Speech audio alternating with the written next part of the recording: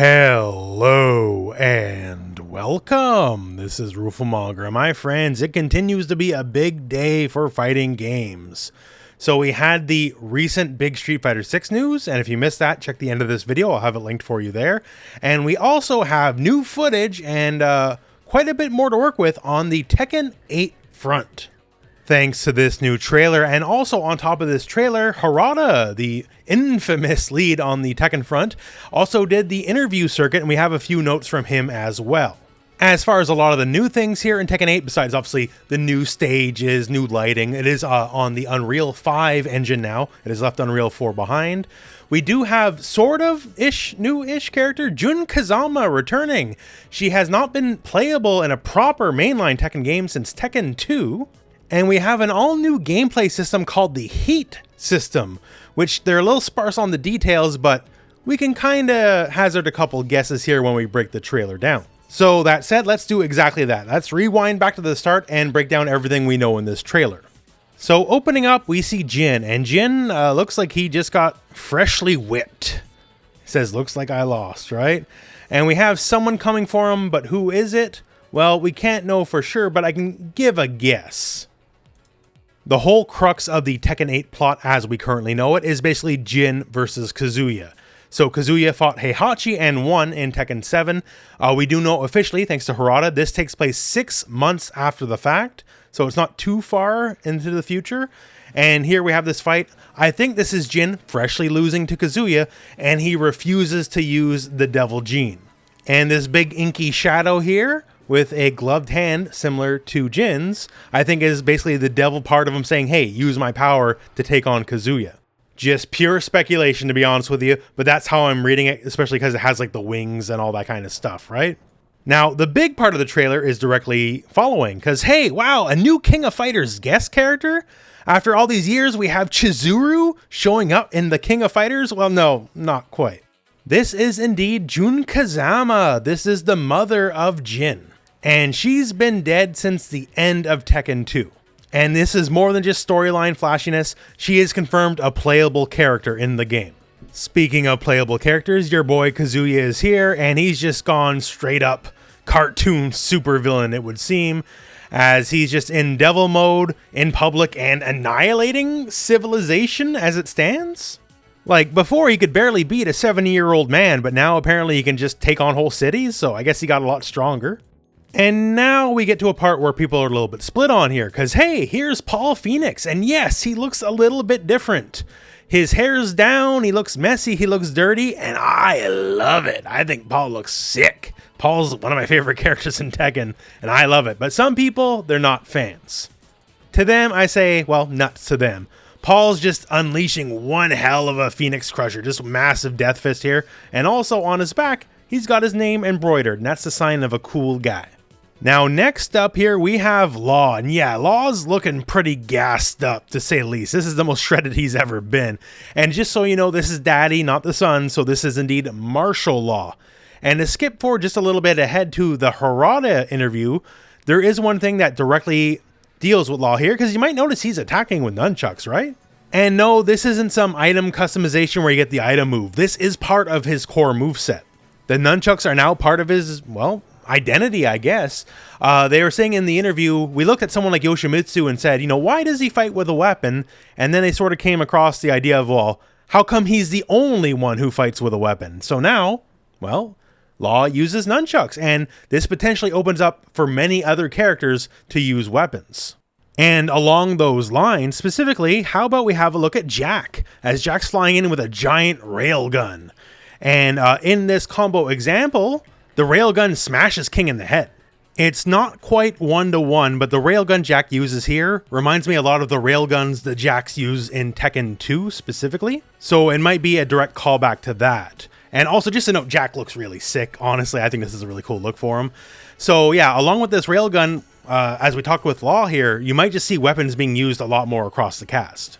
Now, of course, the ultimate weapon is pro wrestling, as we see King here, and King also looking very sharp. And we're seeing something here. This, honestly, is a lot more out of Dead or Alive to me than anything from Tekken. As when Jack hits the wall, it explodes and he launches up, right? Specifically, this is a scene reminds me of Dead or Alive 5. In the Warzone stage, if you hit it right, you can get a rocket bounce up the character, and then you can re-juggle from there. And it sort of looks like King might be able to get a juggle after the bounce here. So who knows? But of course, as we get bigger and better with these games, you want crazier and crazier things that 3D fighters specifically can take advantage of. And stuff like that, interactions like that are definitely a way to do it. Now, here's where things get very interesting. So we have Lars, and he says, you can do this, Jin Kazama. So I guess you know what side he's on, right? And what he does in this combo here specifically is very interesting. So he does this kick. I think it's forward 3. No one can ever accuse me of knowing anything about Lars. I don't know nothing about Lars. But what he does after the kick is what's really special here, because he's dash canceling the kick. Like, this is some straight up like Street Fighter 4 focus attack dash cancel stuff going on here. Has crazy animation, like there's all sorts of particle effects going on here, and it looks like this might be the new system. The heat system, as it were. This is talked about by Harada going into the interview. He mentions how they're looking for Tekken 8 to reward aggression a lot more.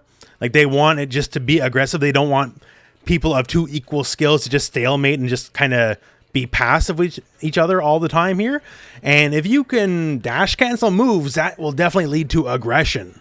So here we're skipping forward just a little bit in the trailer, but because it shows the exact same mechanic here, but Jin. So he gets the hit, and then exact same animation, the same particle effects, he dash cancels the hit. This time here, Kazuya blocks it, right? But then this might enforce, like, I have plus frames, maybe even jailed. Like, I don't know how plus this might be, right? But maybe in this situation, you might have to block. Or bare minimum, if he doesn't get forced to block and get jailed, right? Okay, now you got to guess, like, am I going, mid, low? Do you got a stepper? Like, whatever, right?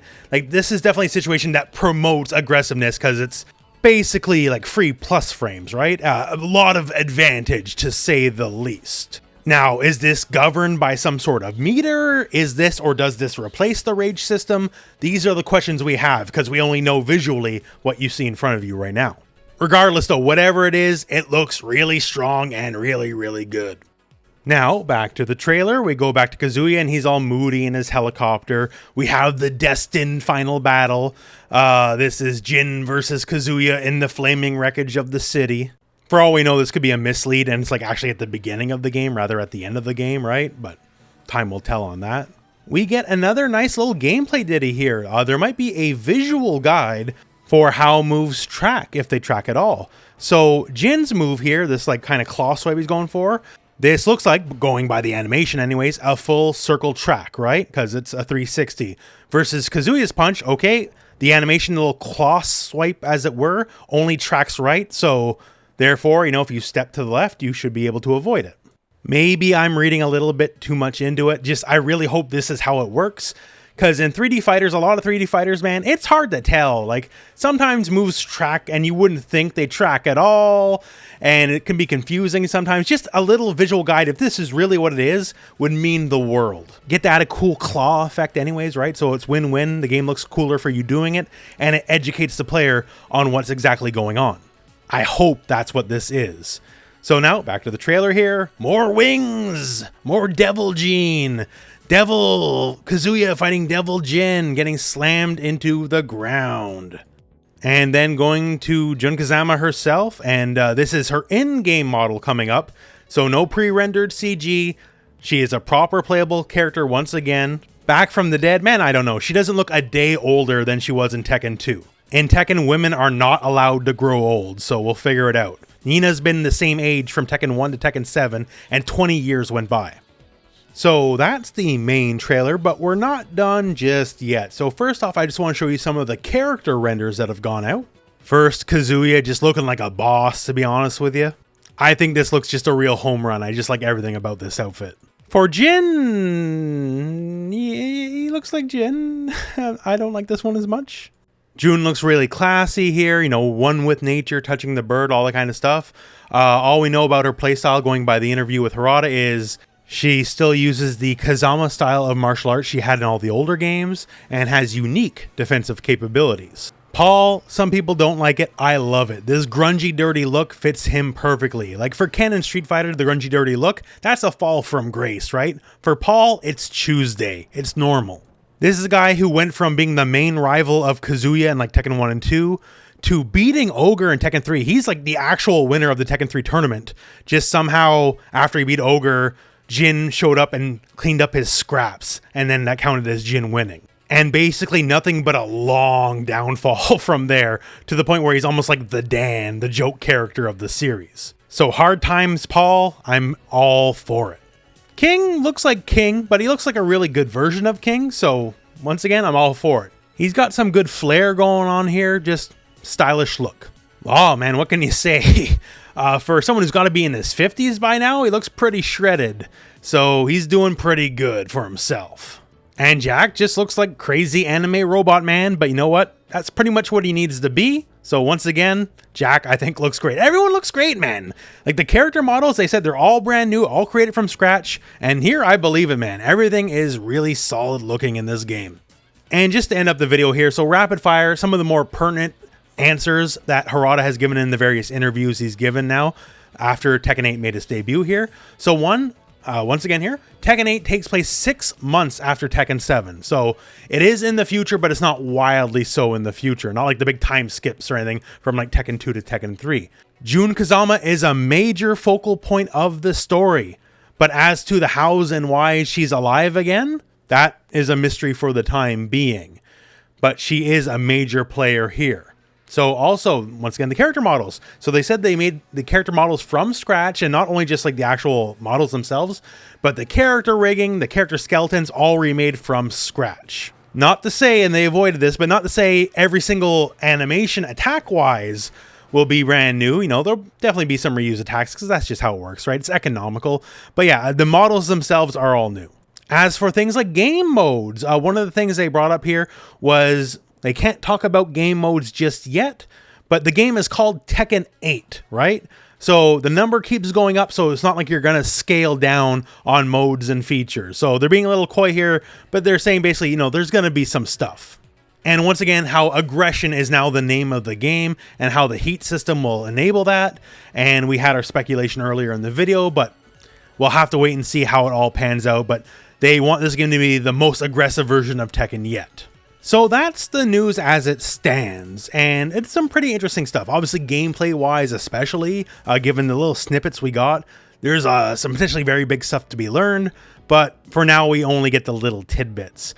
Personally, myself, I'm very much looking forward to Tekken 8, if only for the fact I have hitbox controllers now, so I can play the game without destroying my wrists. That's going to be pretty cool. And no matter what Tekken it is, I'm always down for just smashing death fists with Paul in the end, right? So that said, we're at the end of the video, my friends, so thank you very much for watching. Hope this video has found you well, and go out and play some Tekken. This